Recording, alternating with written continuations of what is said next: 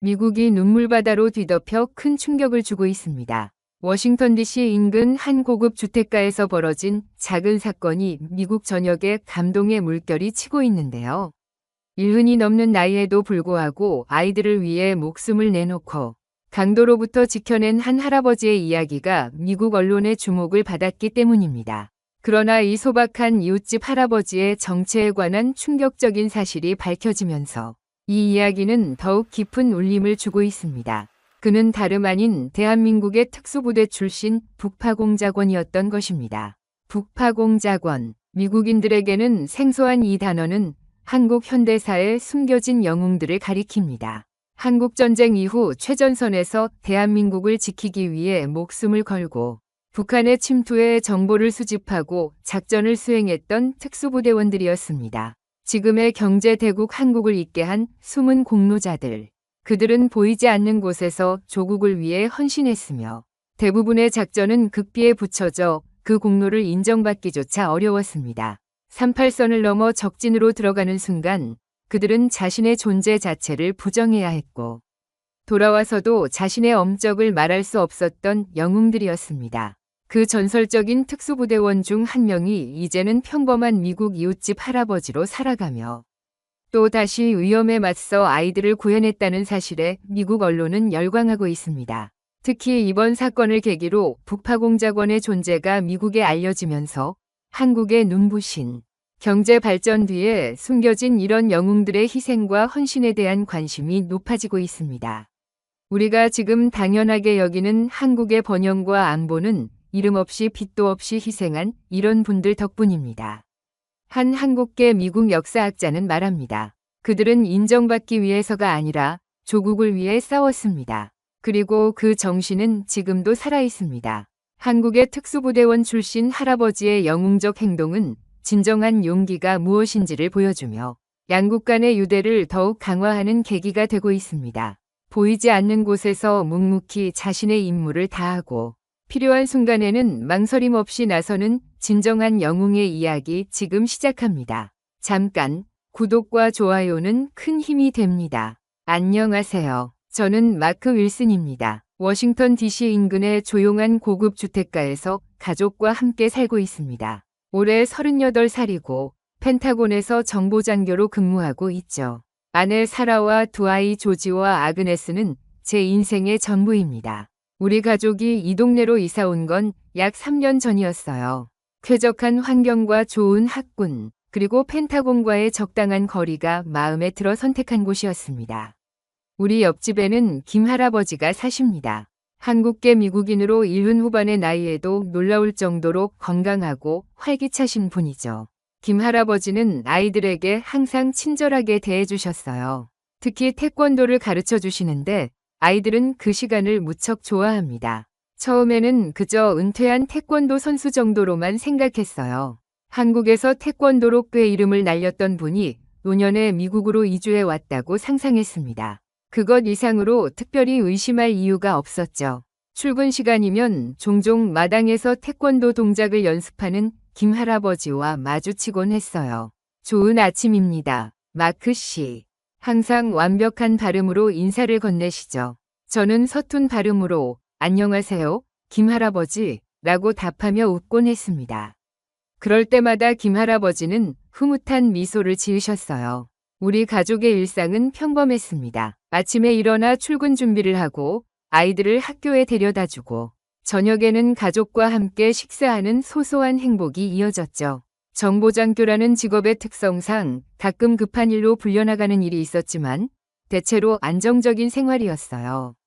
사라는 재택으로 번역 일을 하며 아이들을 돌봤고 저는 국가 안보를 위해 나름의 역할을 다했습니다.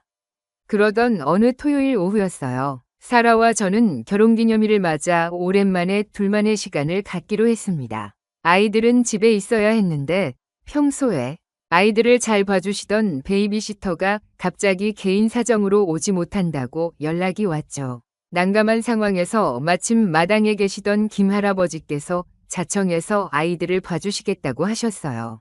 걱정 마세요. 조지와 아그네스는 제가 잘 돌볼 테니 편히 다녀오십시오. 그 말씀에 안심하고 저희는 외출했습니다. 식사를 마치고 영화까지 본 후 집으로 돌아오는 길이었어요.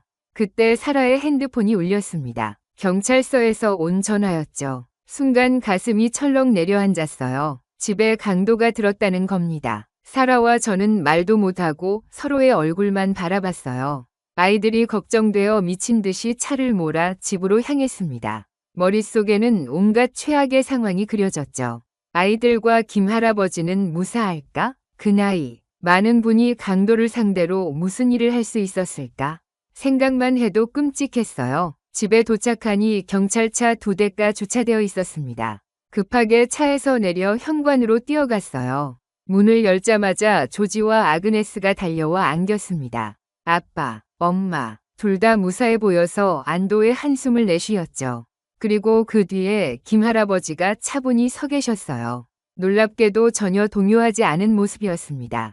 우리 집 거실에는 경찰관 2명이 앉아 있었습니다. 한 명은 메모를 하고 있었고 다른 한 명은 바닥에 누워있는 강도로 보이는 남자를 지키고 있었죠. 그 남자는 의식이 있었지만 움직이지 못하는 상태였어요. 손목과 발목은 케이블 타이로 묶여 있었고 얼굴에는 멍이 들어 있었습니다. 저는 어리둥절한 표정으로 김할아버지를 바라봤어요. 사라가 떨리는 목소리로 무슨 일이 있었던 건지 물었습니다. 경찰관이 대답하길 이 남자가 우리 집에 침입했던 것 같다고 했어요. 다행히 아이들을 돌보고 계시던 이웃분이 빠르게 대처해 주셨다며 놀라운 일이라고 덧붙였죠.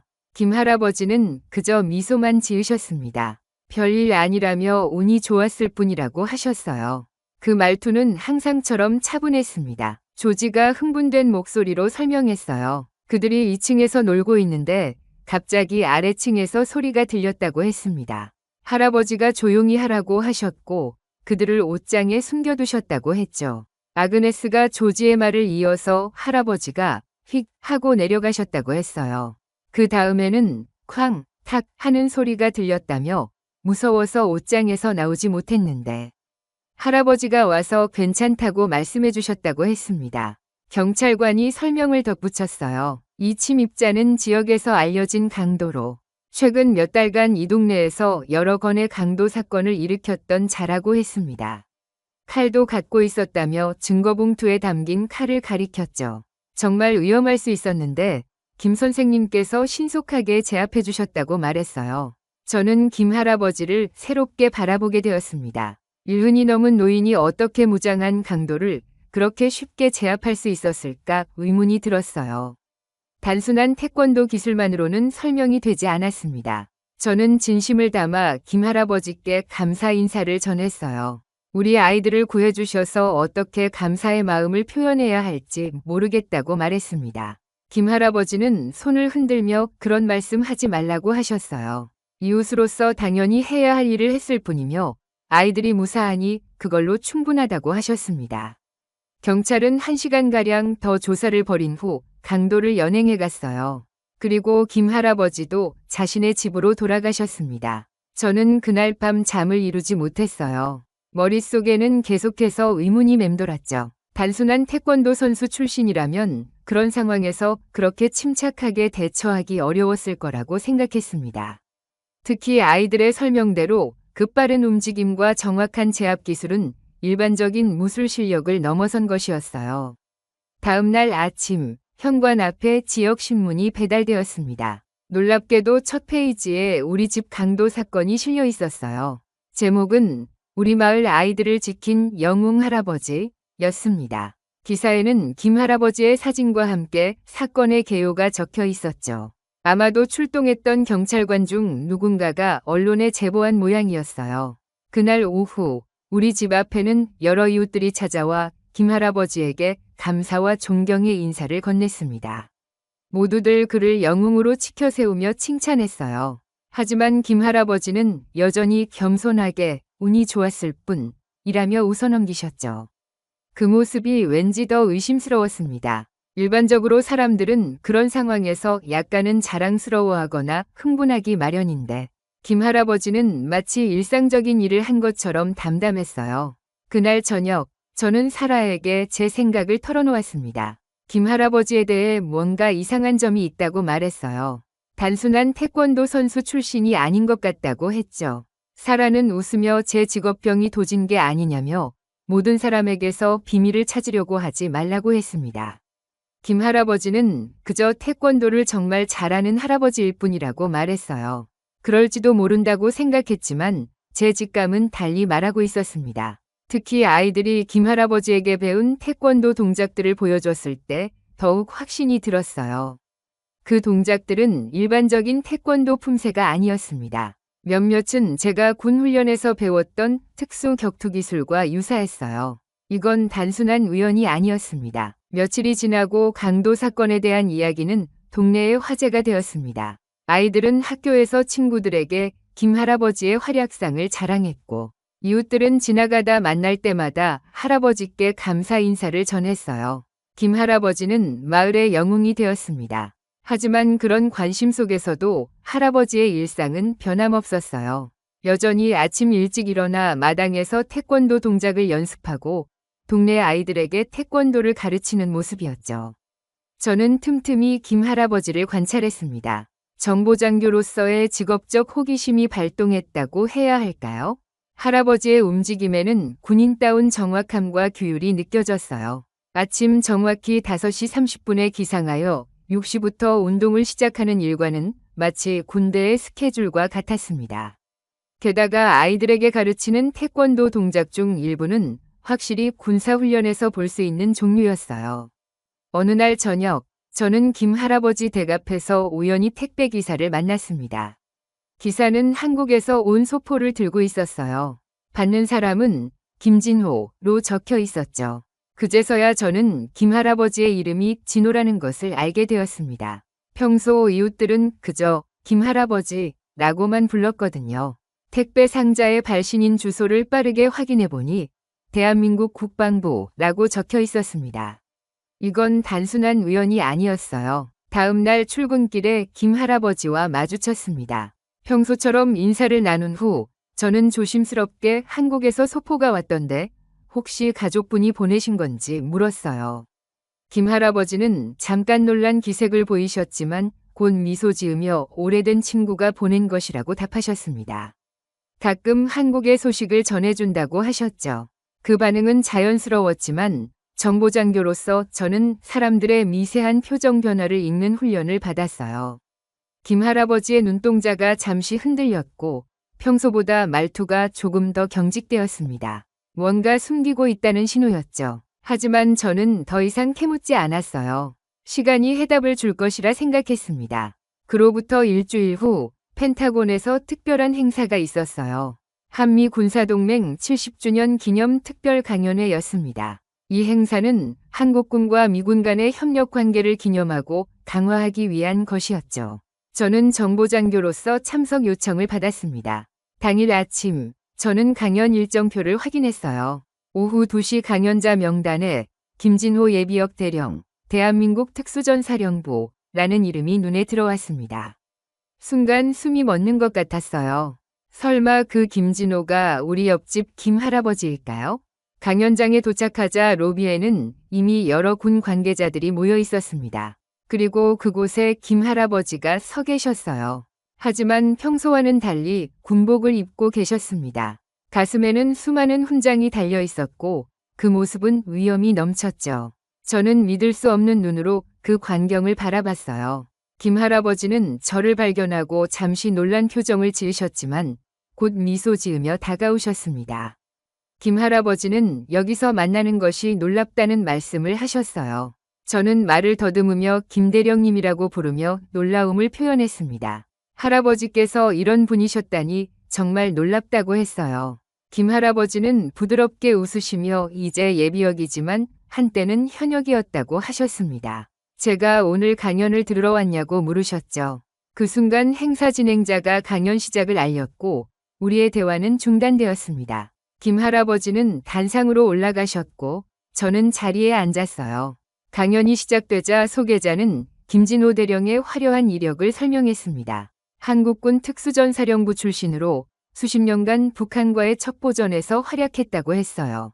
특히 북파공작원으로서 여러 위험한 임무를 성공적으로 수행했다는 내용이 언급되었죠. 김 할아버지의 강연은 담담했지만 강렬했습니다.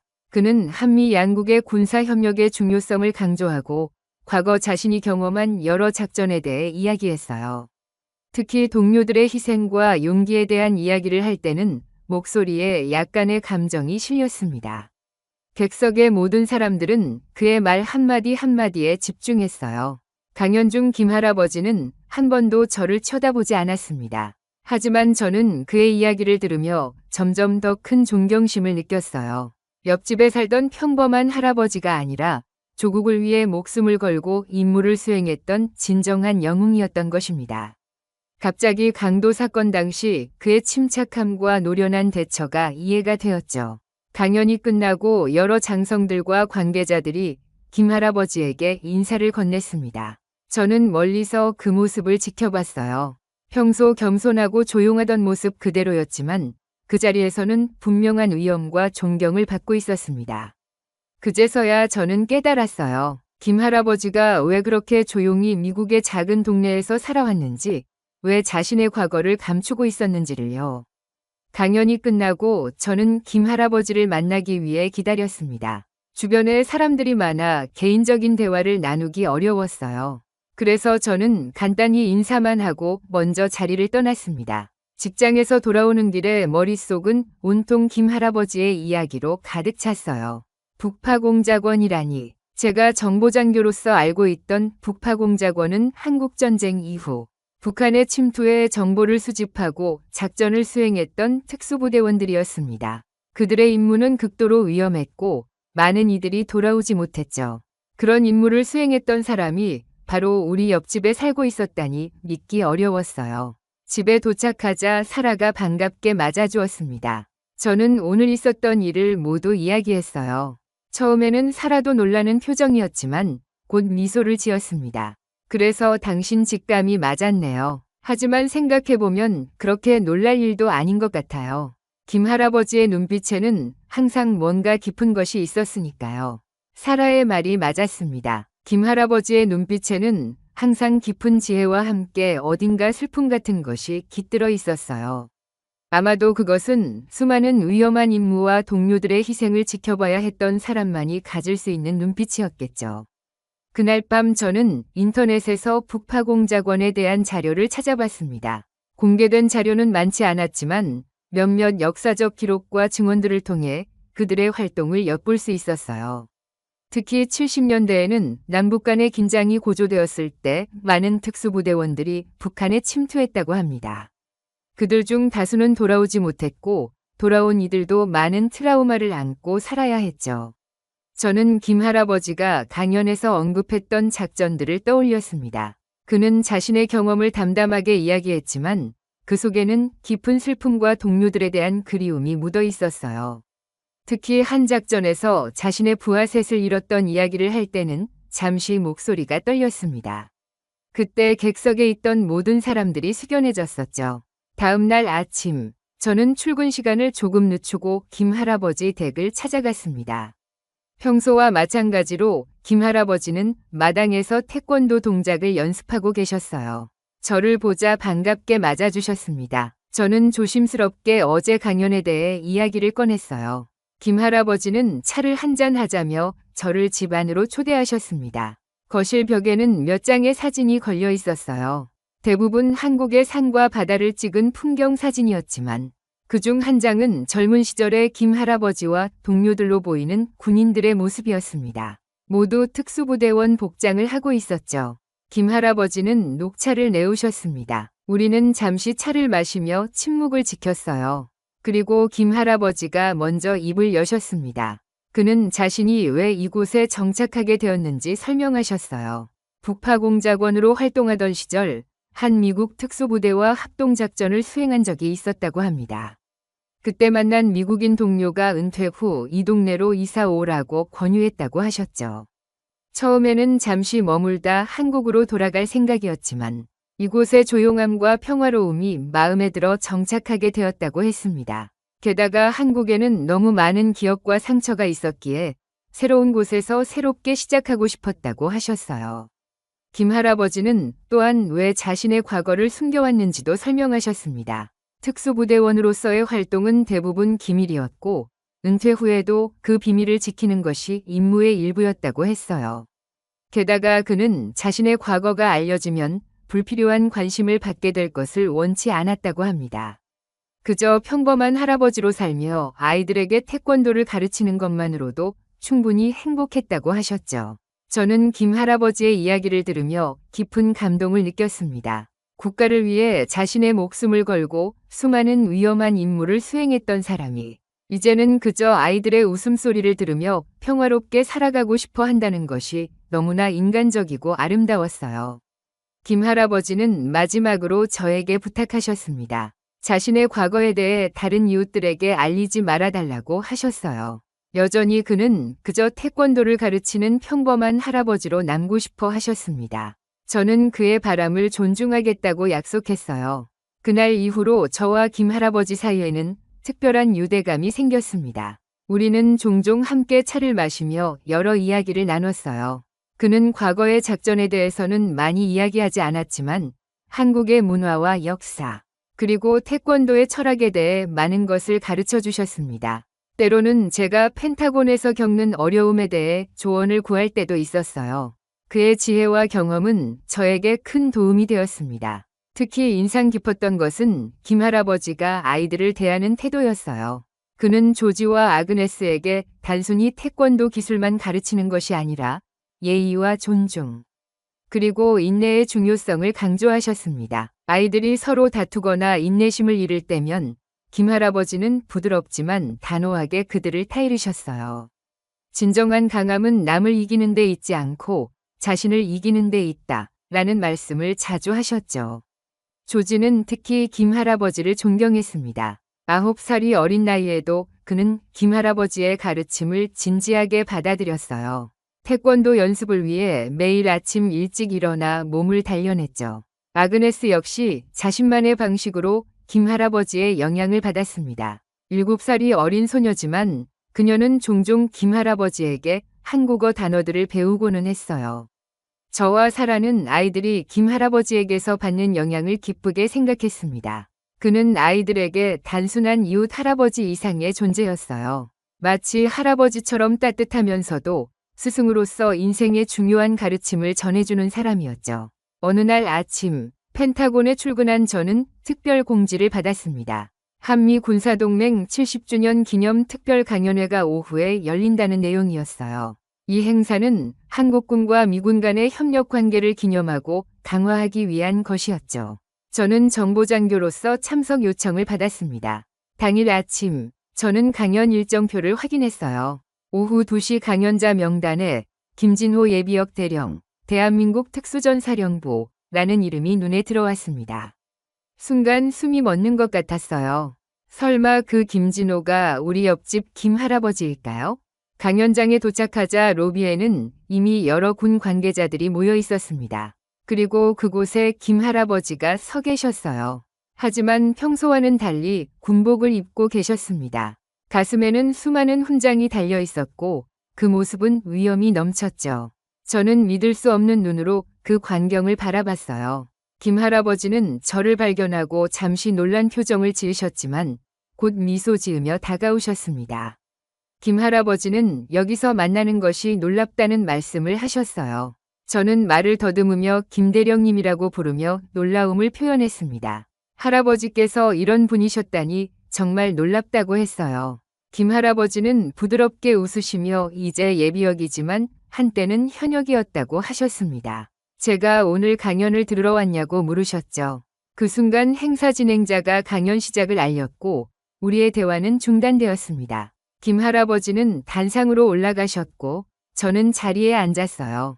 강연이 시작되자 소개자는 김진호 대령의 화려한 이력을 설명했습니다. 한국군 특수전사령부 출신으로 수십 년간 북한과의 첩보전에서 활약했다고 했어요. 특히 북파공작원으로서 여러 위험한 임무를 성공적으로 수행했다는 내용이 언급되었죠.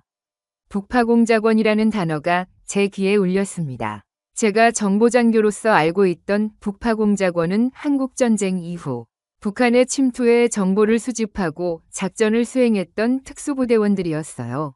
그들의 임무는 극도로 위험했고 많은 이들이 돌아오지 못했습니다. 그런 임무를 수행했던 사람이 바로 우리 옆집에 살고 있었다니 믿기 어려웠어요.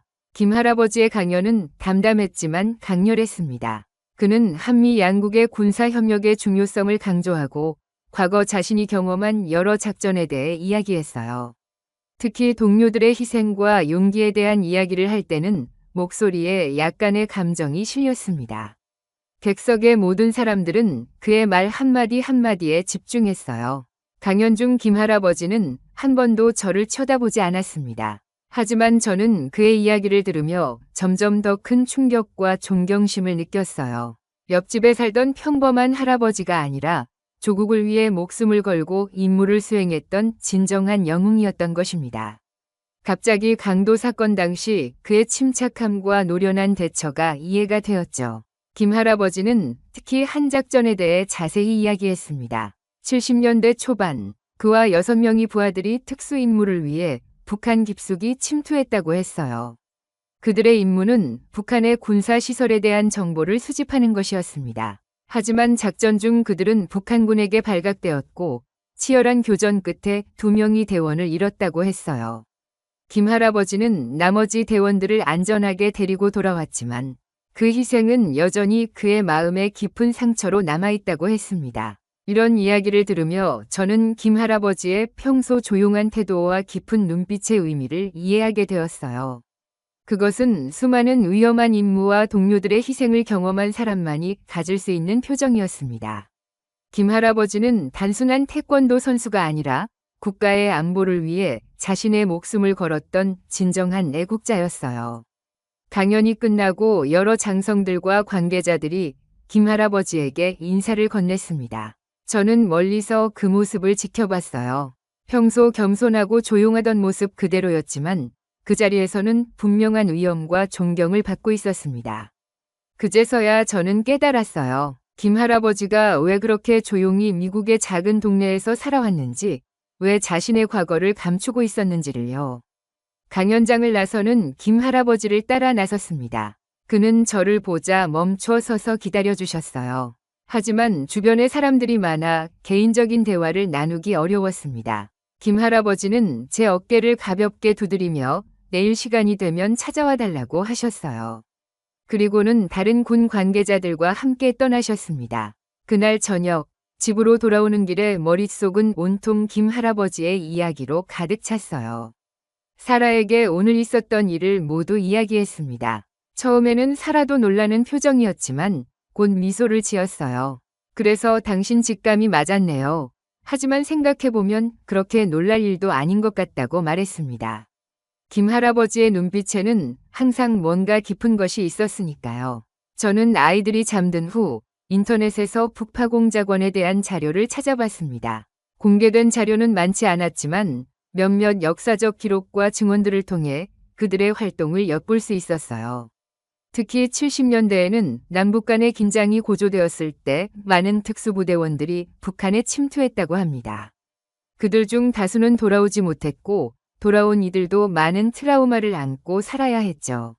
그날 밤 저는 김 할아버지가 가르쳐 주신 태권도 동작들을 다시 생각해 봤습니다. 이제 보니 그것들은 단순한 스포츠 기술이 아니라 실전에서 적을 제압하기 위한 특수 전투 기술이었던 거예요. 김 할아버지는 아이들에게 그 기술의 형태만 가르치고 실제 위험한 부분은 제외했던 것이었습니다. 그는 아이들의 안전을 생각하면서도 자신의 지식과 경험을 나누고 싶어 했던 거죠. 여름이 지나고 가을이 깊어가던 어느 날, 저는 펜타곤에서 특별한 소식을 접했습니다. 한국 국방부에서 고위 인사들이 미국을 방문할 예정이라는 내용이었어요.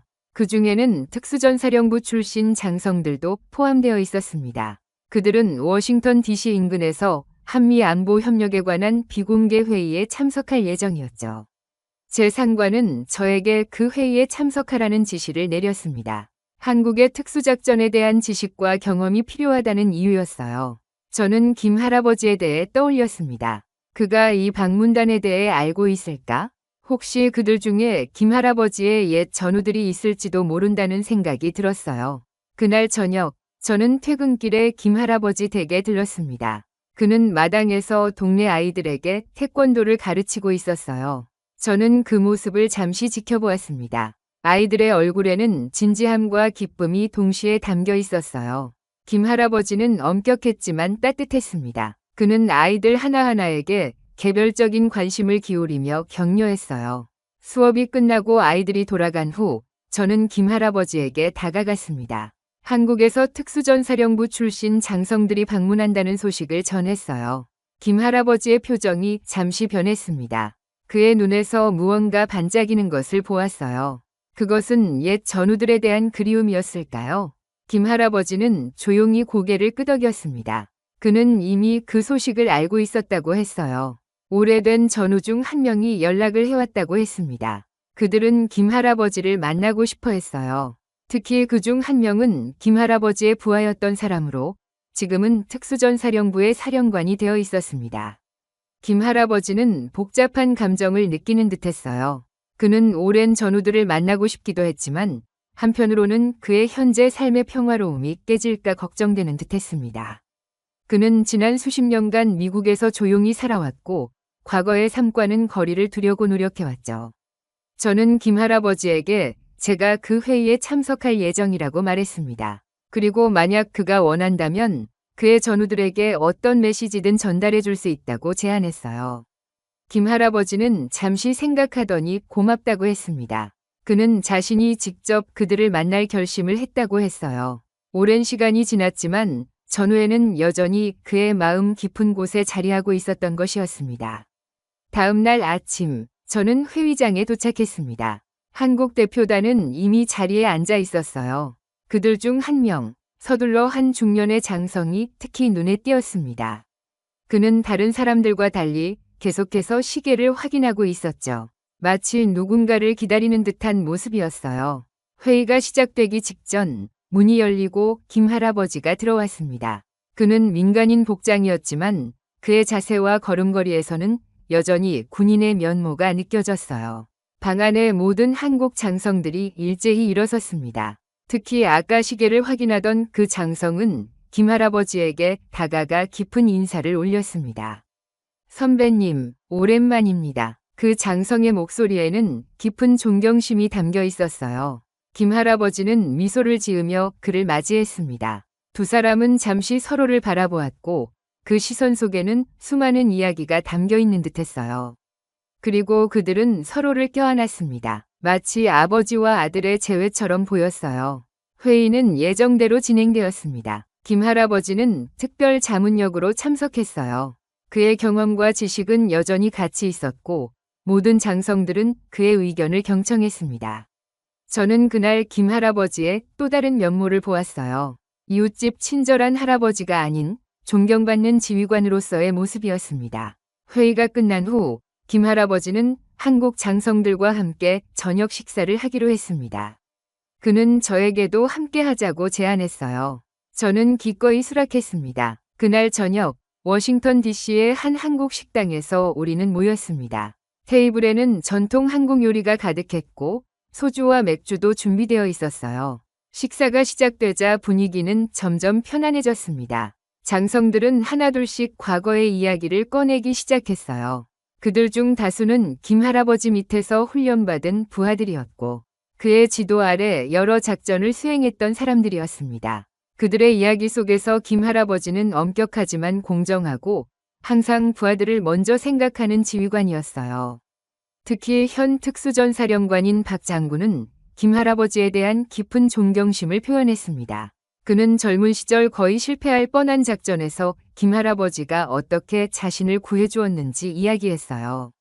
그것은 목숨을 건 행동이었고 그 덕분에 여러 대원들이 살아 돌아올 수 있었다고 했습니다. 김 대령님이 아니었다면 저는 이 자리에 없었을 겁니다. 박 장군은 진지하게 말했어요. 그리고 우리 부대원 10명도 마찬가지였겠죠. 김 할아버지는 겸손하게 손을 저었습니다. 그건 내 임무였을 뿐이요. 부하를 이끄는 지휘관이라면 누구나 그렇게 했을 거요. 그날 밤 저는 김 할아버지의 과거에 대해 더 많은 이야기를 들을 수 있었습니다. 그가 얼마나 용감하고 헌신적인 군인이었는지 그리고 그의 리더십이 얼마나 많은 사람들에게 영향을 미쳤는지 알게 되었어요. 식사가 끝나갈 무렵 박 장군은 잠시 자리를 비웠다가 작은 상자를 들고 돌아왔습니다. 선배님, 이건 특수전사령부의 모든 대원들이 선배님께 드리는 선물입니다. 박 장군이 말했어요. 상자 안에는 아름답게 새겨진 태극기 모양의 금속 배지가 있었습니다. 그 뒷면에는 조국을 위한 헌신과 희생에 감사드립니다. 대한민국 특수전사령부라는 글귀가 새겨져 있었어요. 김 할아버지는 그 배지를 받아들고 잠시 말을 잇지 못했습니다. 그의 눈에는 맑은 눈물이 고였어요. 그것은 제가 김 할아버지에게서 본 첫 번째 눈물이었습니다. 항상 침착하고 감정을 드러내지 않던 그였지만 그 순간만큼은 감정을 억누르지 못했어요. 저는 그날 밤 진정한 영웅의 모습을 보았습니다. 그것은 화려한 업적이나 수많은 훈장이 아니라 동료들에 대한 헌신과 나라를 위한 희생. 그리고 그 모든 것을 겸손하게 받아들이는 자세였어요. 김 할아버지는 전쟁의 소용돌이 속에서도 인간성을 잃지 않았고 평화의 시간 속에서 그 가치를 더욱 빛나게 했습니다. 다음 날 아침, 저는 일찍 일어나 김 할아버지 댁으로 향했습니다. 평소처럼 그는 마당에서 태권도 동작을 연습하고 계셨어요. 하지만 이제 그 동작들을 새로운 시각으로 바라보게 되었습니다. 그것은 단순한 무술이 아니라 생존을 위한 기술이었고 수많은 위험한 임무 속에서 단련된 것이었죠. 김 할아버지는 저를 보자 연습을 멈추고 손짓해 부르셨어요. 저는 마당으로 들어가 인사를 드렸습니다. 그는 저를 집 안으로 초대해 함께 아침차를 마시자고 하셨습니다. 김 할아버지의 집 내부는 매우 단정했어요. 군인다운 질서정연함이 느껴졌습니다. 벽에는 한국의 산과 바다를 찍은 사진들이 걸려 있었고 작은 서재에는 군사 전략과 역사에 관한 책들이 가득했어요. 김 할아버지는 녹차를 내오셨습니다. 우리는 잠시 차를 마시며 침묵을 지켰어요. 저는 마음속으로 어떻게 대화를 시작해야 할지 고민했습니다. 결국 솔직하게 이야기하기로 결심했어요. 저는 김 할아버지에게 어제 강연을 듣고 큰 충격을 받았다고 말씀드렸습니다. 그리고 제가 펜타곤의 정보장교라는 사실을 알려드렸어요. 사실 그동안 할아버지에 대해 의심을 품고 관찰해왔다는 것도 솔직하게 말씀드렸습니다. 김 할아버지는 조용히 미소 지으며 들으셨어요. 김 할아버지는 천천히 찻잔을 내려놓으며 이야기를 시작하셨습니다. 그는 처음부터 제가 군인이라는 것을 알고 있었다고 했어요. 군인의 걸음걸이와 태도는 숨길 수 없는 것이라고 하셨습니다. 하지만 그는 굳이 그것을 언급하지 않았다고 했어요. 모든 사람에게는 자신만의 비밀과 이야기가 있고 그것을 존중하는 것이 중요하다고 생각했기 때문이라고 하셨습니다. 김 할아버지는 자신의 과거에 대해 더 자세히 이야기해 주셨어요. 그는 24세 특수부대에 지원했고 30년 넘게 북파공작원으로 활동했다고 했습니다. 그 시간 동안 수많은 위험한 임무를 수행했고 많은 동료들을 잃었다고 했어요. 특히 그가 이끌었던 마지막 팀의 젊은 대원들 중 몇몇은 아직도 그의 꿈에 나타난다고 했습니다. 저녁 후 김 할아버지는 한국에서 살기 어려웠다고 했어요. 너무 많은 기억들이 그를 괴롭혔고 주변의 시선도 부담스러웠다고 했습니다. 그래서 미국으로 이주했고 이곳에서 새로운 삶을 시작했다고 했어요. 특히 이 동네를 선택한 이유는 조용하고 평화로웠기 때문이라고 했습니다.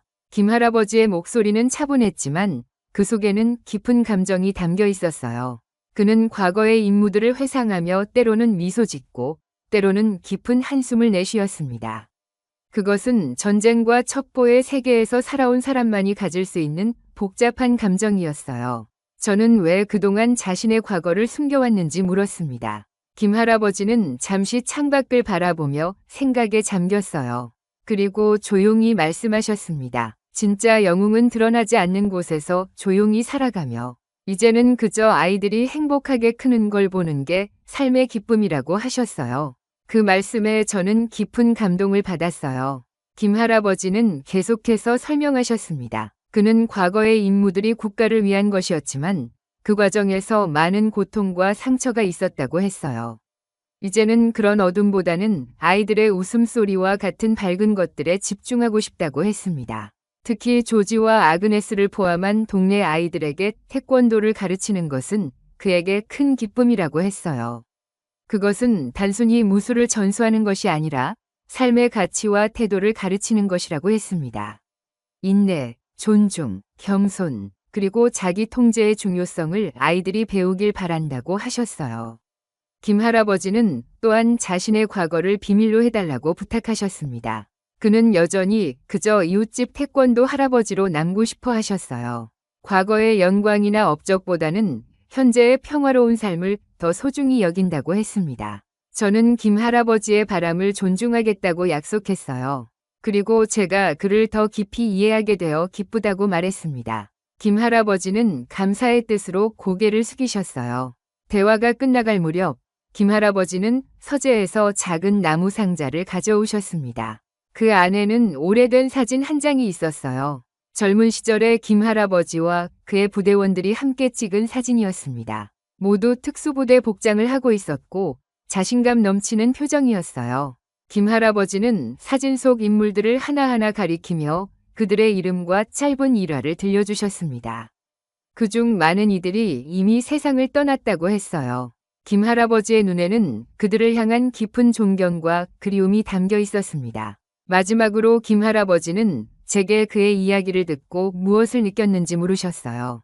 저는 진심을 담아 김 할아버지의 삶이 제게 진정한 용기와 헌신이 무엇인지 보여주었다고 말했습니다. 그리고 가장 큰 영웅은 화려한 훈장을 단 사람이 아니라 매일 작은 선택들을 통해 타인의 삶을 더 나은 방향으로 이끄는 사람이라는 것을 깨달았다고 했어요. 김 할아버지는 만족스러운 표정으로 고개를 끄덕이셨어요. 그리고 저에게 제 아이들에게 진정한 용기와 영웅에 대한 가치를 가르쳐 달라고 부탁하셨습니다. 저는 그렇게 하겠다고 약속했어요. 집으로 돌아오는 길에 저는 김 할아버지와의 대화를 되새겼습니다. 그의 말씀 중 특히 마음에 남는 것은 진짜 영웅은 드러나지 않는 곳에서 조용히 살아간다는 것이었어요. 그 말은 제 가슴 깊이 울렸습니다. 저는 정보장교로서 국가를 위해 봉사하고 있었지만 김 할아버지처럼 깊은 헌신과 겸손함을 갖추고 있는지 스스로에게 물었어요. 그날 저녁, 저는 아이들에게 김 할아버지에 대한 이야기를 조금 들려주었습니다. 물론 그의 비밀스러운 과거에 대한 구체적인 내용은 빼고요. 대신 용기와 겸손, 그리고 타인을 위한 희생의 중요성에 대해 이야기했어요. 아이들은 눈을 반짝이며 들었고, 특히 조지는 나중에 김 할아버지처럼 되고 싶다고 했습니다. 그로부터 몇 주가 지났습니다. 저와 김 할아버지 사이에는 특별한 유대감이 생겼어요. 우리는 종종 함께 차를 마시며 이야기를 나눴습니다. 그는 자신의 과거 임무에 대해서는 많이 말하지 않았지만 한국의 역사와 문화, 그리고 태권도의 철학에 대해 많은 것을 가르쳐 주셨어요.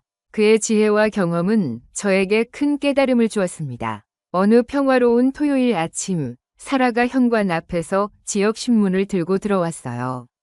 그녀의 얼굴에는 놀란 표정이 역력했습니다. 사라는 신문을 저에게 건넸고 저는 첫 페이지 기사를 읽기 시작했어요. 우리 마을 영웅 할아버지, 아이들 구하고 익명으로 또 한 번 감동 전해. 기사에 따르면 익명의 기부자가 지역, 청소년 체육시설과 어려운 아이들을 위한 보육시설에 상당한 금액을 기부했다고 했습니다. 특히 그 기부금은 태권도 프로그램과 불우한 아이들을 위한 장학금으로 사용될 예정이라고 했어요. 기사는 이 익명의 기부자가 몇 주 전 아이들을 강도로부터 구해낸 영웅 할아버지일 것이라는 추측을 조심스럽게 제시했습니다. 저는 신문을 읽으며 미소 지었어요. 기자의 추측은 맞았습니다. 김 할아버지의 스타일이었죠. 조용히 자신을 드러내지 않고 그저 선한 일을 하는 것. 저는 사라에게 말했습니다. 틀림없이 김 할아버지야. 하지만 그분은 절대 인정하지 않을 거야. 사라는 고개를 끄덕이며 미소 지었어요. 당신이 그분에 대해 말해준 것을 생각하면 정말 그분다운 행동이네요. 진정한 영웅은 칭찬이나 인정을 바라지 않잖아요. 그날 오후, 저는 아이들과 함께 공원으로 산책을 나갔습니다. 공원 한편에서는 새로운 태권도 교실이 열리고 있었어요. 기부금으로 시작된 프로그램이었죠. 김 할아버지가 여러 아이들에게 태권도를 가르치고 있었습니다. 그 중에는 분명 형편이 어려워 보이는 아이들도 있었어요. 하지만 김 할아버지는 모든 아이들을 똑같이 대했습니다. 엄격하면서도 따뜻한 태도로요. 저는 잠시 그 모습을 지켜봤어요. 김 할아버지의 얼굴에는 평화로운 미소가 있었습니다. 그것은 제가 처음 그를 만났을 때부터 봐왔던 표정이었지만 이제는 그 미소의 깊이를 이해할 수 있었어요. 그것은 수많은 위험과 고통을 겪고 그 모든 것을 이겨낸 사람만이 가질 수 있는 진정한 평화였습니다. 수업이 끝난 후 김 할아버지는 저희 가족을 발견하고 다가오셨어요. 아이들은 반갑게 그를 맞이했습니다. 특히 조지는 김 할아버지에게 새로 배운 태권도 동작을 자랑하고 싶어 했어요. 김 할아버지는 조지의 동작을 보며 칭찬해 주셨고 작은 조언도 덧붙이셨습니다. 우리는 함께 공원 벤치에 앉았어요. 저는 자연스럽게 오늘 신문 기사에 대해 언급했습니다. 김 할아버지가 익명의 기부자라는 것을 알고 있다고 직접적으로 말하지는 않았지만 그의 눈빛을 통해 서로 이해하고 있음을 느낄 수 있었어요. 김 할아버지는 조용히 말씀하셨습니다. 모든 아이는 기회를 가질 자격이 있습니다. 특히 스스로 선택할 수 없는 환경에 태어난 아이들에게는 더욱 그렇죠. 제가 할 수 있는 작은 일을 했을 뿐입니다. 그의 말씀은 겸손했지만 그 속에는 깊은 인생 철학이 담겨 있었어요. 김 할아버지는 자신이 겪었던 전쟁과 분단의 아픔을 아이들은 경험하지 않기를 바랐고 모든 아이가 평화롭고 건강하게 자라길 원했습니다. 그의 기부는 단순한 선행이 아니라 더 나은 미래를 향한 투자였어요. 저녁이 되어 집으로 돌아오는 길에 조지가 김 할아버지에 대해 물었습니다. 왜 그렇게 친절하고 사람들을 도와주는지 궁금해했어요. 저는 잠시 생각하다가 대답했습니다. 김 할아버지는 많은 것을 경험하신 분이고 그 경험을 통해 다른 사람들을 돕는 것이 가장 중요한 일임을 깨달으셨다고 했어요. 그리고 진정한 강함은 남을 이기는 데 있지 않고 남을 돕는 데 있다는 것을 알게 되셨다고 설명했습니다. 조지는 잠시 생각하더니 고개를 끄덕였어요. 나도 커서 김 할아버지처럼 되고 싶어요. 태권도도 잘하고 다른 사람들도 도와주는 사람이요. 저는 아들의 머리를 쓰다듬으며 미소 지었습니다. 김 할아버지의 영향력은 이미 다음 세대에게 전해지고 있었어요. 그것이야말로 진정한 유산이었습니다. 몇 주 후 지역 체육관에서 새로운 태권도 프로그램의 공식 개강식이 열렸습니다. 많은 주민들이 참석했고 김 할아버지는 명예 코치로 초청받았어요. 그는 여전히 겸손한 태도로 자리에 임했지만 그의 눈빛에는 깊은 만족감이 담겨 있었습니다. 개강식 도중 지역 시의원이 익명의 기부자에게 감사의 말을 전했습니다. 모든 사람들의 시선이 자연스럽게 김 할아버지를 향했지만 그는 그저 조용히 미소 지을 뿐이었어요. 그것은 그의 방식이었습니다. 조용히 자신을 드러내지 않고 선한 영향력을 펼치는 것. 진정한 영웅의 모습이었죠. 행사가 끝나고 집으로 돌아오는 길에 저는 창밖으로 시선을 돌렸습니다. 석양이 지는 하늘은 아름다운 주황빛으로 물들어 있었어요. 문득 김 할아버지의 말씀이 떠올랐습니다. 진짜 영웅은 드러나지 않는 곳에서 조용히 살아갑니다. 그 말씀은 이제 제 인생의 지침이 되었어요. 정보장교로서 저의 일도 대부분 비밀에 붙여지고 그 공로를 인정받기 어려운 일이었습니다. 하지만 김 할아버지를 통해 저는 그것이 중요한 것이 아님을 깨달았어요. 중요한 것은 자신의 위치에서 최선을 다하며 옳은 일을 하는 것이었습니다. 다음 날 아침, 저는 출근 준비를 마치고 집을 나서려던 참이었어요. 문득 창밖을 바라보니 김 할아버지가 마당에서 여느 때와 같이 태권도 동작을 연습하고 있었습니다. 그 모습은 평화롭고 아름다웠어요. 마치 그의 과거와 현재, 그리고 미래가 하나로 조화를 이루는 듯했습니다. 저는 잠시 그 모습을 지켜봤어요. 그리고 창가에서 나직이 중얼거렸습니다. 진짜 영웅은 가까이에 있었다. 그날부터 저는 매일 아침 출근 전 김 할아버지의 태권도 연습을 지켜보는 것을 습관으로 삼았습니다. 그것은 제게 하루를 시작하는 명상과도 같았어요. 그의 평화로운 움직임을 보며 저는 삶의 본질에 대해 생각했습니다. 화려한 성공이나 인정보다 중요한 것은 매일 자신의 믿음에 따라 성실하게 살아가는 것이라는 진리를 말이죠. 김 할아버지는 북파공작원으로서 국가를 위해 목숨을 걸었고 이제는 태권도 선생님으로서 아이들의 미래를 위해 헌신하고 있었습니다. 그 두 가지 모두 그의 정체성의 일부였어요. 하지만 그 모든 것을 관통하는 하나의 가치가 있었습니다. 그것은 바로 헌신이었습니다. 자신이 옳다고 믿는 일에 대한 흔들림 없는 헌신. 저는 그 가치를 제 삶에 적용하기로 결심했어요. 정보장교로서, 아버지로서, 그리고 이웃으로서 매일의 작은 선택들을 통해 더 나은 세상을 만드는 데 기여하고 싶었습니다. 그것이 김 할아버지가 제게 가르쳐준 가장 소중한 교훈이었어요. 이제 제 창밖에는 여전히 김 할아버지가 있습니다. 그리고 그의 마당에는 점점 더 많은 아이들이 모여들고 있어요. 그들은 김 할아버지에게서 태권도를 배우고 있지만 사실은 그보다 더 중요한 삶의 가치를 배우고 있는 것입니다. 그 아이들 중에는 미래의 진정한 영웅들이 있을지도 모릅니다. 드러나지 않는 곳에서 조용히 세상을 더 나은 곳으로 만들어갈 영웅들 말이에요.